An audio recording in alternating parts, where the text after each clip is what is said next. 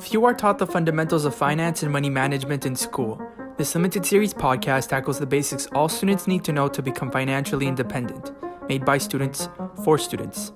On this episode, we sat down with Valerie Kamel, or as Marc and I like to call her, Miss Kamel. Miss Kamel is currently an English teacher at Collège Beaubois, a French high school in Montreal, Quebec. She is also our former high school English teacher. We spoke about the current and future state of education. Welcome to episode 12 of the Money Class Podcast. Welcome back to the Money Class Podcast. My name is Kosta. This is Marc. And today we have a very special guest on our show. Marc, I'll let you introduce this guest. Thank you, Kosta. So this morning we have Valerie Kamel, Miss Valerie Kamel nonetheless. She is a graduate from Concordia teaching English as a second language, pursued a master's then at McGill in educational policies, and now has been teaching for the past few years, starting at Notre Dame and now at Beaubois. She was both Kosta's and my English teacher in high school, and now wearing an Oprah hoodie. So this is definitely a teacher that challenged the status quo, that saw a problem in academia, or at least saw a hole and was trying to fill that in, and bringing different perspectives and different ideas further than what we usually assume teaching is, right? English teaching could be grammar and syntax, but it goes so much deeper than that. And I think that's why Valerie has such an interesting story, starting with the elephant in the room, which is definitely the Oprah sweater. So would you like to kind of explain to us what that means and how did that come about, and then we'll really take it from there. Wow, you really did your homework, huh? So you totally Facebooked me because that's on my profile. Just a bit, yeah. Well, where the sweater comes from is from Simon's, and it's 2017, I think I bought the sweater. So I'm a huge Oprah crazy fan, obsessed since 2004, I would say. And I use it from a lot of Oprah in our class. And on the very first day of class, I show you an Oprah video. And I call it my healthy obsession. And when I found out she was coming to Montreal, I called my husband. I said, listen, this is my only chance to ever meet her. And all I want is to shake her hand. That's all. I just want to shake her. I just want to meet her and say thank you for everything she's taught me. And so because I'm very limited when it comes to social media, I turned to my students and I said, okay, guys, Oprah's coming. And I don't know how Instagram works. I don't know how Twitter works. I don't know how any of that stuff. So we're going to make a video. You're going to create the account for me, and we're going to post it, and we're going to reach out to TV stations and radio stations and say, help my teacher. They actually had the tagline. It was, help my teacher make her dream. Opportunity was the handle. Because you should call it Opportunity. So that day in class, when I gave the reins to my students, all I did was write Opportunity on the board. I said, this is the handle. This is the hashtag. This is what we're going to use. And in 45 minutes, they created a YouTube video, Twitter account, Instagram account. And then it just like rapid fire. And it was a school thing. The other English teacher, Ms. Jones and Ms. Manukian, allowed their students to take out their phone in class because, they can't. So could you please? And they reposted. And I got up to 400 followers. And then when Oprah called me on stage in less than 24 hours, I went up to 17,000 followers. Wow. Because eventually, so as the momentum, CBC came to Beaubois, Oprah called me on stage. And then that video of me running on stage had over 4.3 million views, and I am till this day her number one post on Instagram, more than The Rock, wow. Lady Gaga. I didn't know that. The number one post of all time on Oprah. If you look at it and you compare, I beat Michelle Obama, Lady Gaga, The Rock. Listen. I confess, I still watch the video. I would say weekly, and I still get shivers. I still shake. I still get very nervous when I watch it. And that's it. She came to Beaubois the next day, and she hated all the media. She gave the media access only when she walked into the school, walked onto the stage, and then as soon as she started addressing the students, the media had to leave. Remarkable, absolutely remarkable. I remember I was in the library at Concordia, and I was following the live stream that my sister was doing, little sporadic live streams, and I was watching it, and I was in awe. The exact same face I had, the exact same grin while, or astonishment while, when she went on stage. I'm just looking at my phone. I'm like, yeah. I can't believe it. And I guess, so I guess, what was it about Oprah that you liked so much, and how did that really, how did that, mix in with the way that you teach, right? It's, teaching is like the introduction you talked about, there's more to teaching English than grammar and syntax. I'm going to move it to, there's more to teaching than teaching content and pedagogy and competencies. Teaching is the fundamentals of teaching is allowing students or helping them, enabling them to learn to think critically and to question everything that's presented to you and refer to knowledge and be able to anchor what we learn and then take from that and then make up our own minds. That's the entire purpose of education. And what Oprah did when I was very young and naive, when I thought, I'm young, I'm going to be a cool teacher and the kids are going to love me and I'm like, oh my God, no. And I remember then that didn't work because then the kids were out of control. So I ended up being really strict and that didn't work either. So I learned about myself watching Oprah at 4:00 at home every day. And I said it on stage. What did she teach? She taught me kindness and empathy and how to consider others and what they go through. And I don't think you can call yourself a teacher if you don't walk in class and empathize with your students, period. And it goes with life. You leave the classroom and you're in CEGEP, you're by yourself in the cafeteria and there's somebody next to you that's all by themselves. Well, you feel awkward, they feel awkward, empathize, reach out. So you know how that person feels and you act on it, right? So the whole point about Oprah, it was life lessons. And the fundamentals was to teach kindness and to be kind, period. That's it starts and ends with that. So that's it. And it was fun. And there was a student, I'm not sure if that was your grade, Victoria. And I remember I used to tell the kids, your thing is your reality. Your truth is your reality. Your perspective is your reality. I still remember it. I still use that. That's it. So she fought with her parents and her mom's like, no, you're exaggerating. And she turned around and told her mom, my perception is my reality. The mother lost it, right? She thought that was, it stopped her in her tracks. But those are fundamentals, right? Your perception is your reality. I can talk to you until I'm blue in your face and saying you're exaggerating, but it's moot because what you feel is real to you. And I don't need to agree or understand your reality. I need to respect it. That's it. So that's the fundamentals of Oprah. And again, you teach English in between, but it's there. Well, I do think that like Oprah... The truth of the matter is, just to end on that, as a teacher, I'll ask you guys, think about all the teachers you've had, high school, CEGEP, university, and tell me if the following statement is true or false. You don't remember what they taught you, but you remember how they made you feel in class. True or false? No, that's true. That's true. And I think it's something that, we try to connect with, whether it be, in business, at a meeting, how you make someone else feel. It sets the stage for, for a longer term relationship, whether it be, in academia, like you say, or in any other part of life. Yeah, absolutely. It's life lessons, 100%. Just to make sure, do you hear me? I had some technical difficulties we hear you. There. Okay, yeah. You very I had to well. remove my earphones.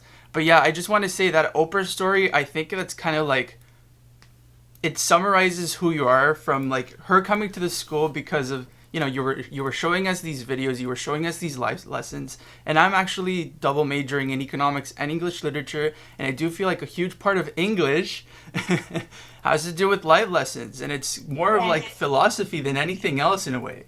Yes, so that does say a lot. Absolutely. Because what your beliefs are transcends in what you're able to produce, right? And what you're able to put out there. So I can tell you guys, okay, do a group project on, I don't know, why women stay in abusive relationships. Okay, that's great. You'll do it because the teacher asked you to. But as a teacher, you want them to question themselves. You want them to examine what is it they believe in. I just threw a project yesterday with my students. When I said, I'd like for them to write about this. And it was really the tagline, what I know for sure. So try to explain to a 14-year-old what is it? What do you mean, Miss Kamel? What do I know for sure? Well, what have you learned, a life lesson that you know for sure that you can take to say when you're in a situation, what moral, what message, when you meet someone, for example, I say you can never, the one I used was, what I know for sure is that nobody is pure evil. That's what I know for sure. And I had to start a story with, okay, well, what triggered that? Well, there was somebody I met, we really didn't get along, and I was on the hate train for that person. And then when I gave that person a chance and started getting to know them, everything they do and say is to protect themselves from getting hurt. So they'll hurt you before they feel you're going to hurt them or believe you're going to hurt them. So nobody is pure evil. You give someone a chance. So that's the whole point of, but how do you tell a 14-year-old? So I had to change it up and say, okay, ask an older person, what is a life lesson? What do they know for sure? Have them tell you a story and then try to reflect upon what you know to be true. But again, it's vast. I don't know how it's going to work out. They're presenting it for the first time next week. I have no idea. But I tried. Of course. Yeah. Kosta, you want to say something? Go ahead. Oh, yeah. Well, I was going to ask a question regarding students and like teaching and just the state of education as a whole. And then on that, we're going to lead into more of like your perspective on student interests, what you see in the classroom. But yeah, what is your say on the state of education right now? Today with COVID and the hybrid learning and the online teaching and with all that, I think it's sad. I think I even coined it COVID casualties. I have students that if they were in class with us live would never, ever be going through what they're going through now. Some kids are failing and they wouldn't be failing if they were in class. But the amount of distraction at home, and not because they're ill-intended, not because they want to rob the bank and don't want to work. It's just life. They're in class, they're home, the refrigerator's there, the computer's there, the iPad's there, their parents are working. If they're home, they've got meetings. And it's hard. It's really hard. As a teacher, sometimes I can do 2 full weeks at home on hybrid, teaching online, and then I'm at school for 5 days, and I miss it. The synergy in class and the energy because it's a language course, Kosta, because you can have that. I'm not drilling in math. Okay, we're doing this and that. There's so much that happens in class discussion and interaction with the kids that when I have them on my Google Meet, I'm talking to no one. No one's there. But in class, the eye contact is there. It's I have to change everything. So that's the state of education. It's unfortunate, but we do have a lot of those casualties. And how kids have changed, a lot more reserved. We have a lot of kids with a lot anxiety is absolutely through the roof. And understandably, because they're on social media, the Instagram, the filters, not the filters. And like this, the phone, the bully used to stay at school and you were home and you were safe. Now the bully follows you home and it's in your back pocket. Mm-hmm. And that's what's hard. That's what's really, really hard for these kids. Do you get emails from them or do they tell you this stuff? From the students? I have students. Yeah. I have a lot of students who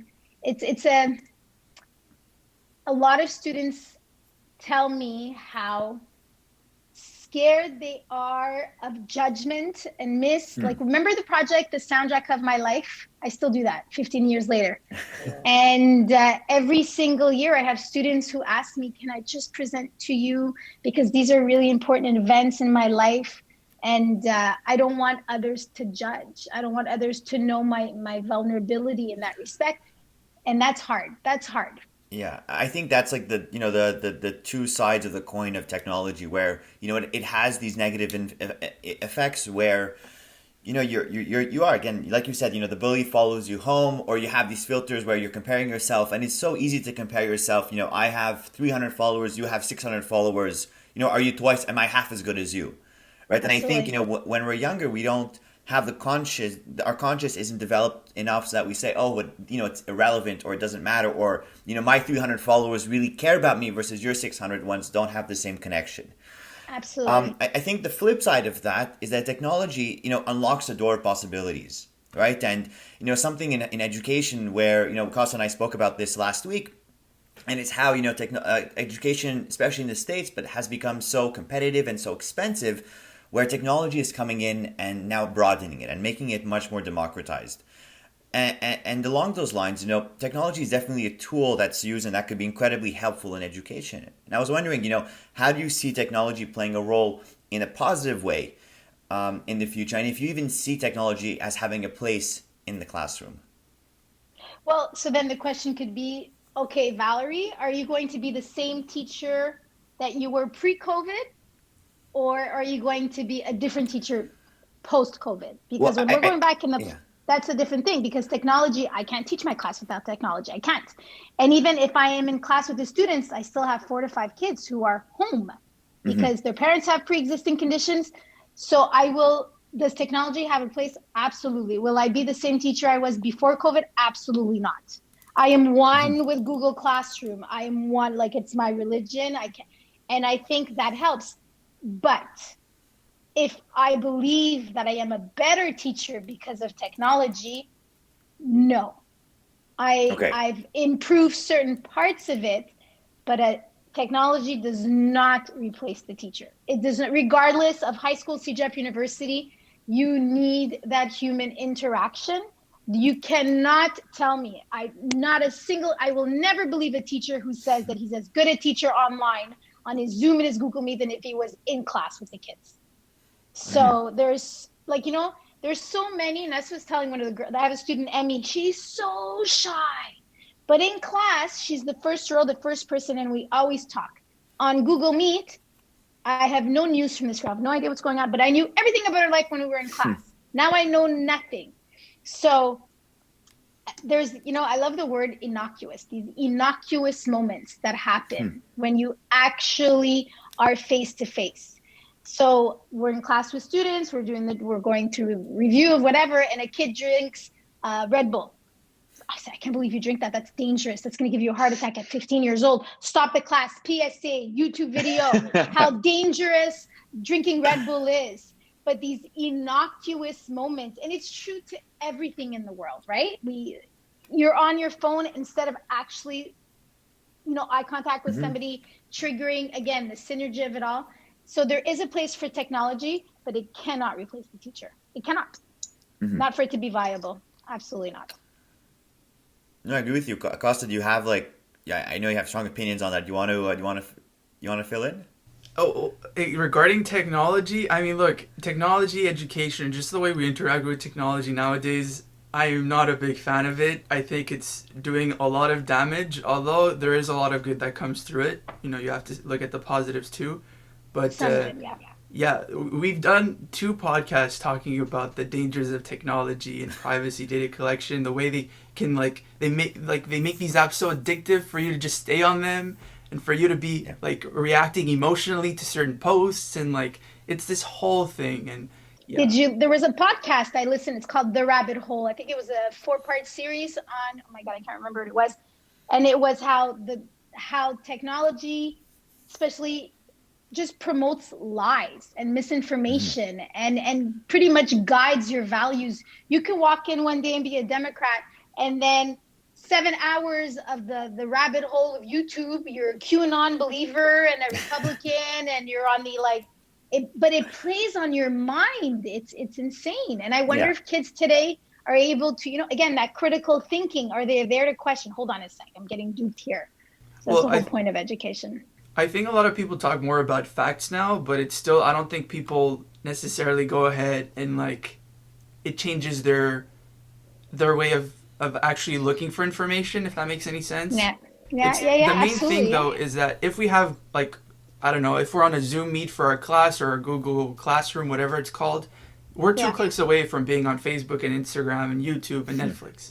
So that's the difference. In school, we don't have that, right? So you don't, and isn't that sad though? Isn't it sad?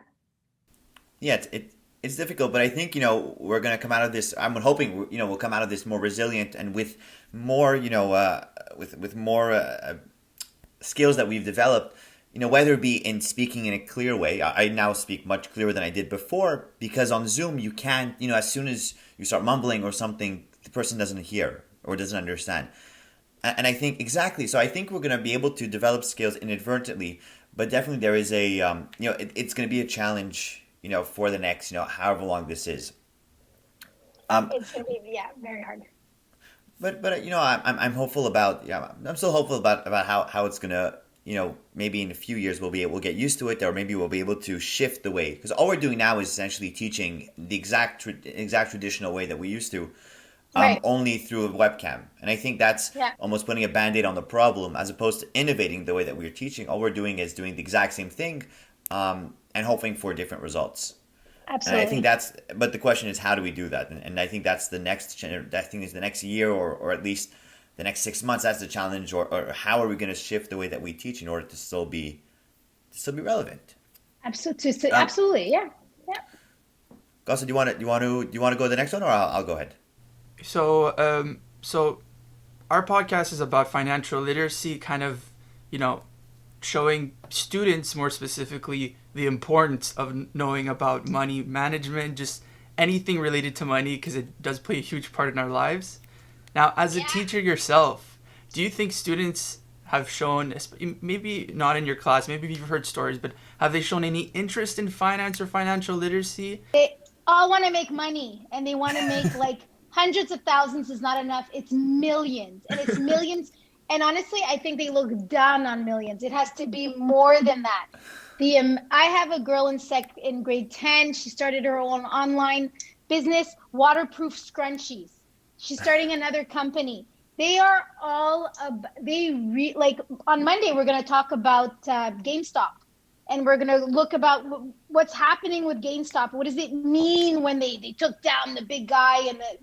I'm learning, but I know that they're interested in that because that is directly to them. Yes, I think kids are super interested in money, but I think they want it fast. They want it fast. They want it yesterday. They want to, work at their office and not get their hands dirty. I don't see the kids. I don't see them understanding that there will be a struggle before. It's the quick money. It's fast. Listen, my kids have like these AirPods. I have these AirPods only because it's a gift. Like I would never, but I would say out of my 36 kids, 33 kids have AirPods that are worth $200.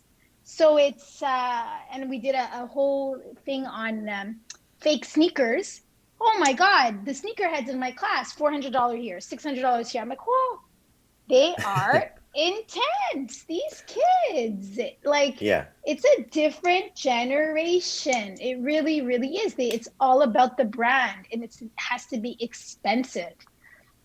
So, but are they careful with their money? If you're asking me, no, mommy and daddy, but it's elitist, right? We're in a private school. It's not the most, if you want, prestigious private school, but it's a private school nevertheless.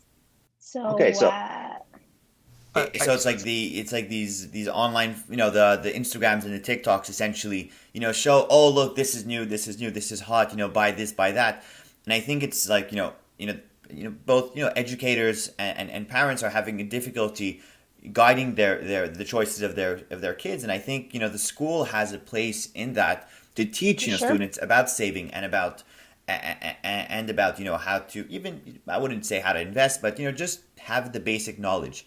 And if I'm not mistaken, that's being put into the schools now. Is that correct? And more so than ever, yeah. They're creating, Mr. Chaquette is not the only one who does it now. There's other teachers, there's other classes, and the kids want it. They ask for it. Yeah. And they were saying, Miss, I want to learn how to write a check. I just had this conversation. I said, okay, I got one for you. I said, before learning how to write a check, do you know how to mail a letter? Do you know how to write an address? And then together, she was like, oh, I think so, Miss. So I took out a piece of paper. There's a lot of basic teaching that needs to be done. But again, here I am, big judge. Oh, you can't even mail a letter. But when is this child going to have to mail a letter in her lifetime? Guys, when was the last time you mailed a letter, licked a stamp, and sent it to Canada Post? Ask yourself. I don't think I've ever done that. No. Wow. Wow. Not even the Santa Claus? Oh, I guess, yeah. H-O. You're right. Yeah, well, but I'm just saying, like, yes, they need, but I wonder to what extent the skills themselves have to evolve and change too. Like, they don't need to balance a checkbook. They don't need to figure out the hours for the teller at the bank because they're going to do everything online. So, the teachers in school as well, are they connecting with the reality of these kids? Like, I don't know. That has to change as well. The education is always behind, no matter what we are behind. That's interesting that you acknowledge that. I feel like teachers don't usually acknowledge that fact. Oh, no, absolutely. No, it's not this. No. Listen, I am on YouTube and trends and trying to figure, because I'm just like a babbling fool. If I sound old or if I can't connect to the reality, what's the point? So I'm just saying. Yeah, because like you said, it's always shifting, and in as a finance major, we learn so much about the efficient market hypothesis and the capital asset pricing model and all these different things that may seem foreign and are great theories. The thing is, it's hard to apply it now to a world that's changing so rapidly. Right, and I saw these memes going around. I saw this meme. I spent $150,000 for a degree teaching me about the efficient market hypothesis, and all of a sudden you have the GameStop, stock that goes like that, like this, right? There you go. Obviously, I see this, but and I think that's the role of education is to innovate, but sometimes it's so hard to do so, right? And I feel bad for the more elderly teachers who have to now go on Zoom and be using that as a platform, just because the struggle is real. These are fish out of water. They are they didn't sign up for this. Like, I'll be really honest. Two things I never signed up when I was teacher. I was trained. Okay, yeah, you're gonna have to do a fire drill. Every year there's a practice fire drill, but now we're doing for shooters in the school, how to barricade yourself. I didn't sign up for that.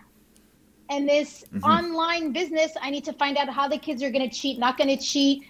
Like, I break into sweat when I have to vigilate an exam online, because I know they're going to cheat. I know they're cheating. And they tell me to my face, Miss, we can all hack Google Form. Miss, everybody cheats. What do I do?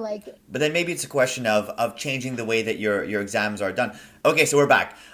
So it is so easy to cheat, and I'm not. Oh, okay. Let me not self-incriminate myself. Be careful what you say. No, but definitely some exams are easier to cheat on. The ones that are the answer is found right in the textbook. So then, as opposed to going at the problem and saying, okay, let's make exams and let's not allow the students to cheat. Isn't there a way that we can make an exam where cheating is no longer an issue? Yes, absolutely. There's ways. 1000% there's ways where they actually have to produce text. When your exam is what color was the car and the kid has to find the answer in the book, they're going to cheat. But how irrelevant is it as a teacher to ask the kid what color is the car?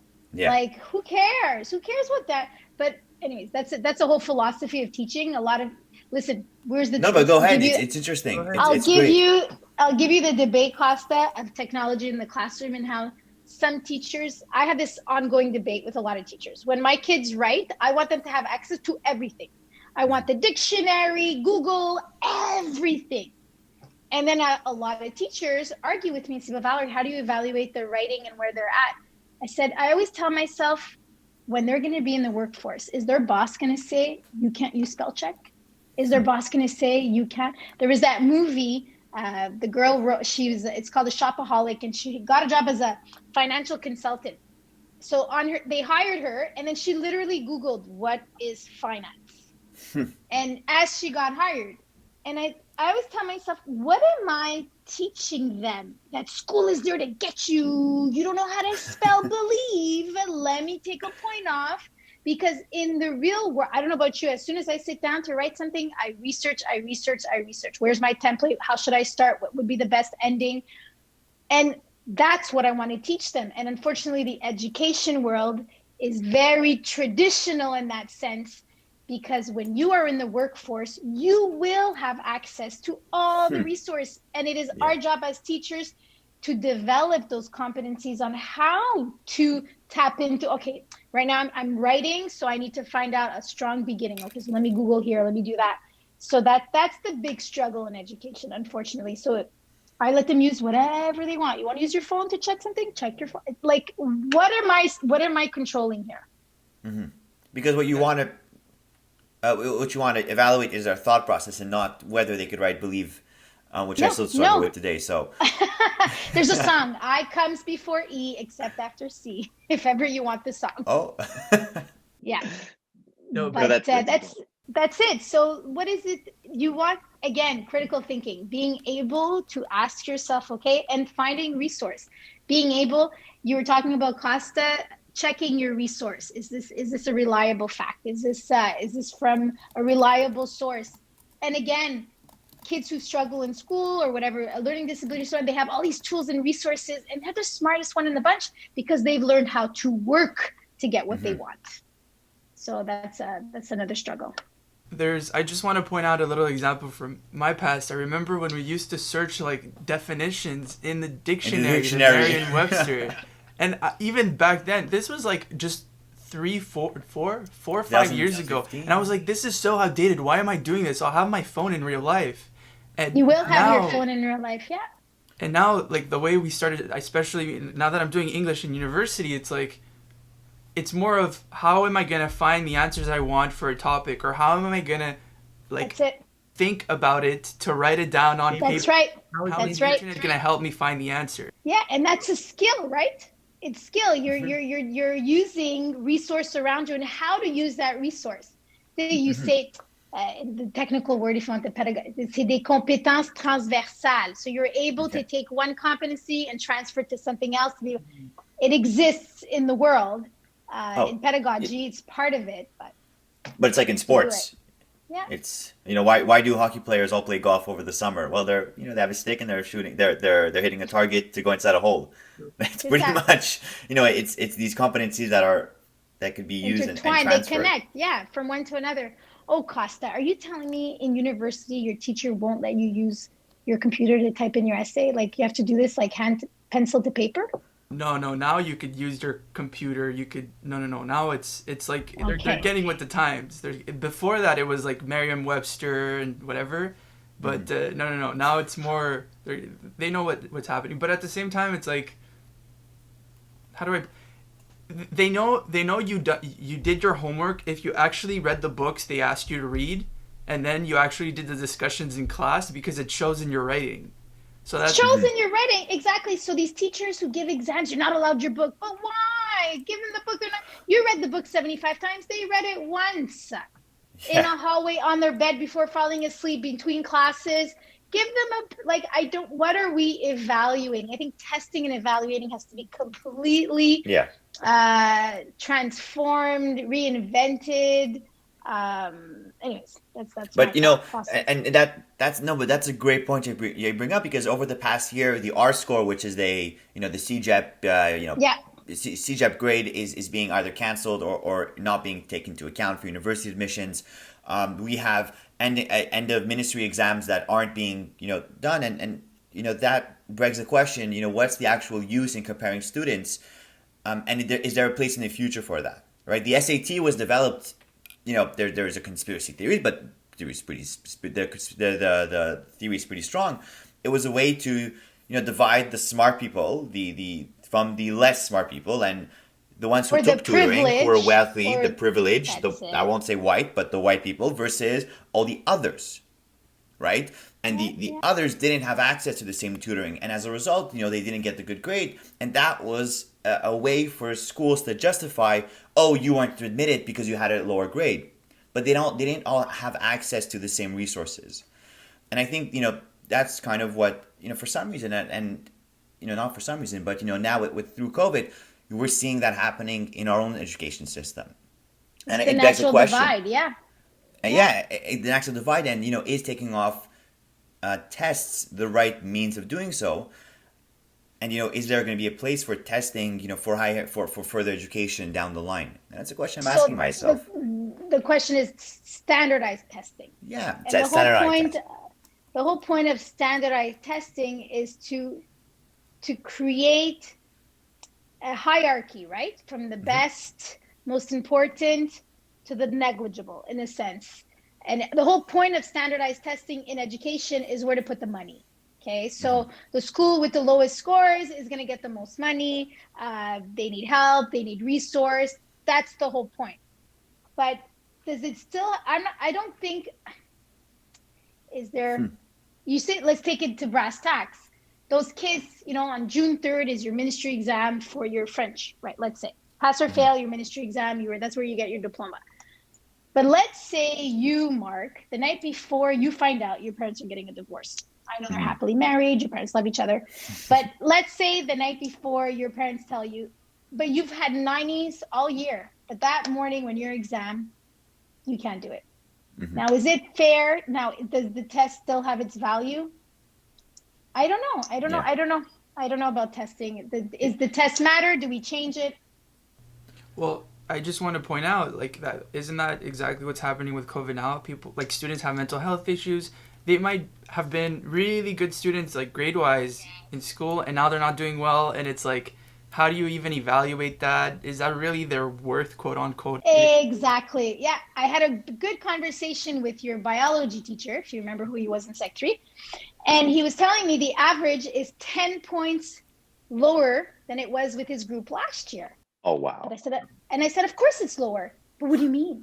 And I said, again, going back to these moments, the innocuous moments, that kid who had a biology exam last period studied on the bus with the kids on the bus. Dans la grande salle, il a étudié. Entre les cours, somebody tested him, and then he was ready for the exam. Now these kids are alone all day with zero interaction. C'est les filles, four walls. Beaubois, l'anxiété était contagieuse. When everybody studied, some people studied, everybody studied. One person had great notes. Everybody photocopied those notes. Okay, she had the notes. Somebody had the exam first period. They gave you the questions for last period. Like, there's all of that no longer is in play. And that's sad. So that's why the grades are lower, and they are lower. Yeah. So, and like you said, teachers are copy pasting, doing the same thing, but they cannot do the same thing. They should not do the same thing. Yeah, it's a bit of the I wouldn't say it's the lazy way of doing it, because I don't want to bring down people, but it's the easier way of. It's so easy. What color is the car? It's an easy question to ask. What is the significance of the car being red? Oh, that's interesting. Critical thinking kind of comes into play. And I think that was the big difference between my high school French classes and my CEGEP level French classes. Was all of a sudden, all of a sudden I had to think, okay, whoa, what does this actually mean? I think you were the teacher that always asked, what does this infer? What is this? Is that possible? Oh, yes. What can you infer? What can you infer? And I think that's, the place. And I think that's a great way of thinking about it, because now we are subject to so much, to so many different stimuli, whether it be on your phone, on your computer, whether it be news, fake news, articles, TikToks, videos. All of a sudden, you have to interpret everything you're seeing and not always take it with take it with a grain of salt. And I think that's the place of education. Absolutely. In there, I have some professors that, as opposed to changing the way they teach, they're just bringing up the average. But that's not a way of going about testing. The average is 55 on an exam. It's fine. We'll bring the average to 70, and university. Okay, you didn't know this.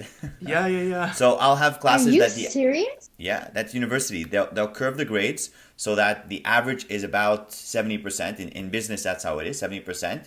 You've got 3 students with an A+, 3 students with a D+, and then everyone kind of is in a bell distribution towards the mean. Yeah, I remember the bell curve. I remember that. Exactly, but they'll move the average. They'll actually move the average. And is this because of online teaching? Is it because of online? Is it more so than ever, or was it always the case?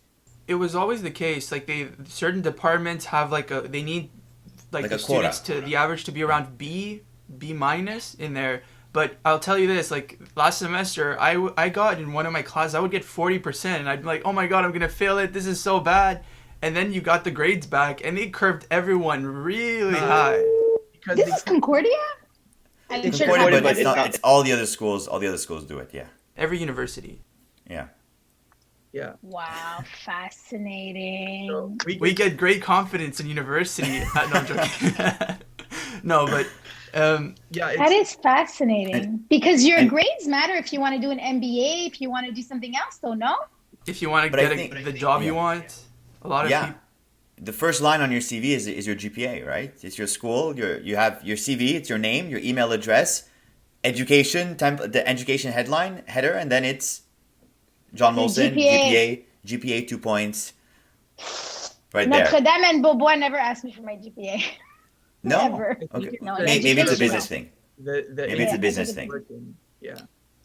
But Wow. it's a way of comparing people easily, right? When you have 500 applicants for, 3 positions, okay, let's filter all the ones with under 3.3, 3.5, and let's just take the smartest ones because that means they're going to perform better. I'm gonna say that's disgusting. Oh, Because can we just go to brass tacks again? Just because you do well academically, does it necessarily mean you are the better candidate? absolutely No. not. Absolutely Thank you not. very much. Thank you very much. That's all. No, but it's true. It's I think that's kind of what we're seeing now, and I think we're realizing this. COVID was an accelerator and allowed us to realize that. Before it was a status quo. It was, oh, that's how it is. That's how it's always going to be. And all of a sudden we're saying, no. This has to change. And I think that's going to be, the really light at the end of the tunnel is how are we going to become better once this is over? I'll give you an example. So I have a question Oh, go ahead. But my question to you, what do you think will never go back to the way it was? Like anything, you decide which branch or whatever it may be. What do you think will never go back to the way it was? Even after COVID, when there's a cure, there's a vaccine, what will never go back? I'm asking. That's an interesting question. Kosta, do you want to go ahead? I'm thinking about it, and I think everything will, relatively speaking, will go back to normal, but it's more the methods of how we do these things that'll not necessarily change, but... So give me a method that will never go back to pre-COVID. I think the only thing that comes to mind is just the fact that everything's going to be more tech-driven. Like, things that we were supposed to be doing in 2030, we're going to be doing in 2023. I don't know exactly what it is specifically. It's just tech will have a much larger part of our lives. It'll influence us a lot more than it did before. I don't know if I'm answering your question there. The example I was looking for was, I don't know if you guys have had any medical appointments now, but now the doctor calls you. They'll never go back. Blood tests, you have to reserve your time online. You show up for your blood test. I think that there is movies will never go back. Theaters will never be what they were before. I paid $24 and I saw Denzel Washington's new movie. I did that. So it's I actually have an interesting movies. I see it as they were already kind of supposed, quote unquote, to die off as Netflix was becoming more popular and everything, but they're gonna become what the theater, a theater play, was before. You go to the movies to go out with friends to discuss it. It's like an event.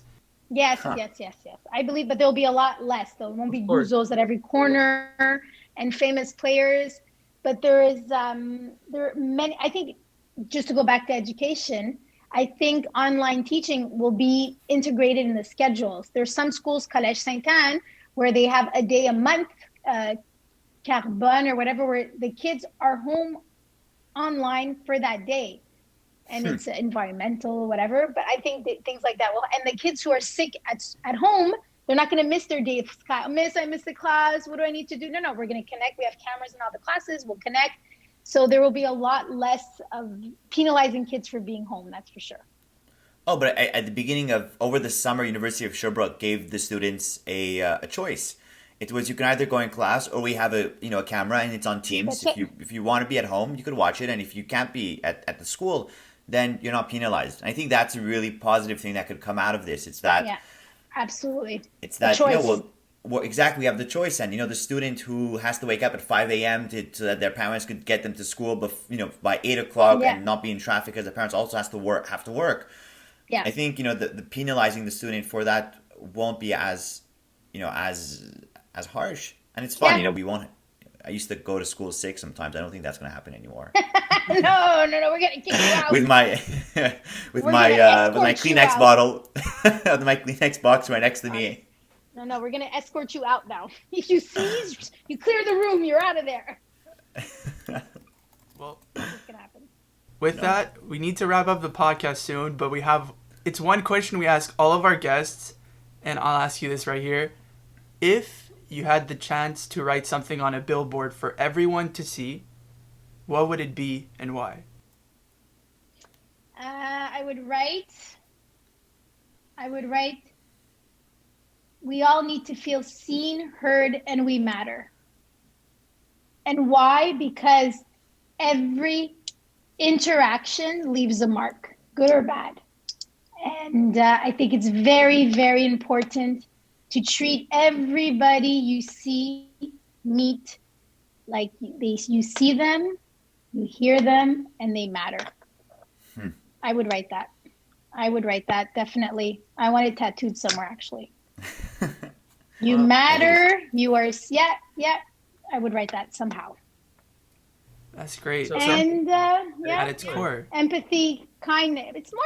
It's another word for kindness. That's all it is. True. It's another word for kindness. It's just a more elaborate way, but it's just you treat people with kindness. And you catch more bees with honey. All of that, all that jazz. And that's it. I hope people are better after this pandemic. I hope people took this opportunity to be better, to focus and perspective on what matters. I think what a loss if we did not come out of this stronger. What a loss. That's what I say. I think that's a great way of seeing it. And yeah.